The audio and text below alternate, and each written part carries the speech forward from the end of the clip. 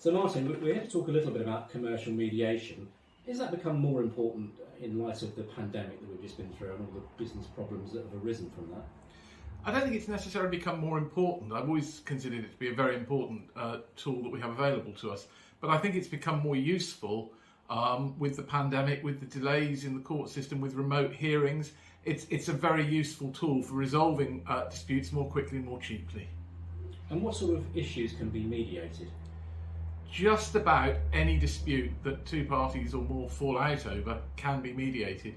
It is really a process of rolling your sleeves up, getting down, talking and finding a solution quickly and at far less expense than slugging it out in court. Now, obviously mediators can't impose a solution, they can only help reach an agreement. So I guess there has to be willingness on both sides to want the process to work. Indeed, and I think lawyers bringing their clients to mediation have a big role to play in ensuring that the parties come looking for a solution and keen to find a solution rather than merely ticking another box and jumping through another hoop.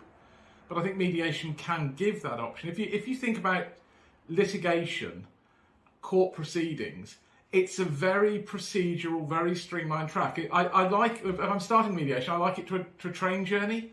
You start at a station and you go down a set of rails taking you a particular route to a destination, and there are intervening steps on the way, the stations if you like, which are the steps in litigation. But it's very issue based, it's very focused, and it drives you to a particular means of resolution. Mediation is sort of pulling off into a siding.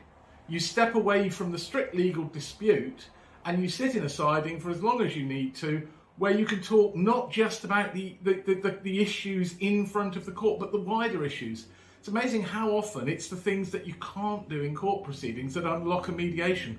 A simple apology, an acknowledgement that actually it might have been partly my fault, which any lawyer will tell you in litigation you can never do, very often unlocks the other side and gets discussions going and can bring us towards a settlement and a negotiated conclusion, which will never be perfect, will never suit anybody, but in my experience is generally better than the alternative. And we've come through, or living through, an era of Teams and Zoom and meetings that are virtual. What's your view on how important it is for mediation to be done face to face? I prefer, either when I'm acting for a client or acting as a mediator, to get parties face to face if I can. But one of the things that has surprised me over the last 12 months is actually how effectively you can conduct a mediation over Zoom. It doesn't quite have that personal contact of having bodies around the same table, but it is a lot more effective than perhaps I am. I suspect some other mediators had thought it ever could be.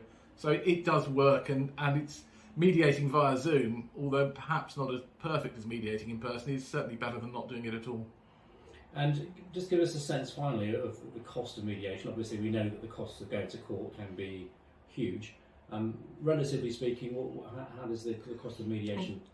Depending on the experience of the mediator and the complexity of the dispute, you're probably looking at anywhere between from sort of £1,500 per party upwards for a full day's mediation, plus the cost of their respective lawyers. But compared to the cost of £30,000, £40,000, £50,000 aside in fighting at court, it's relatively inexpensive.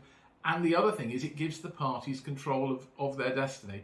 Ultimately, if you submit your dispute to the court, a judge is going to look at it, and a judge is going to decide who he believes, which isn't necessarily the same as deciding who's right and who's wrong. It's about two arguments being advanced to a judge, and a judge selecting which of those two arguments he thinks is more credible. With a mediation, you have a whole raft of options in between. It gives you an easier and a more sophisticated way of structuring a settlement, which increases the chances of getting the parties to an agreement.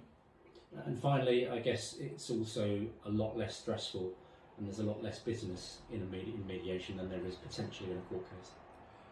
Hopefully, by the end of the day, we've got to that point, irrespective of where the parties started. But it is less stressful than court. It's more relaxed. It's an easier environment. You can get up and go for a walk if things get a bit much for you at some point.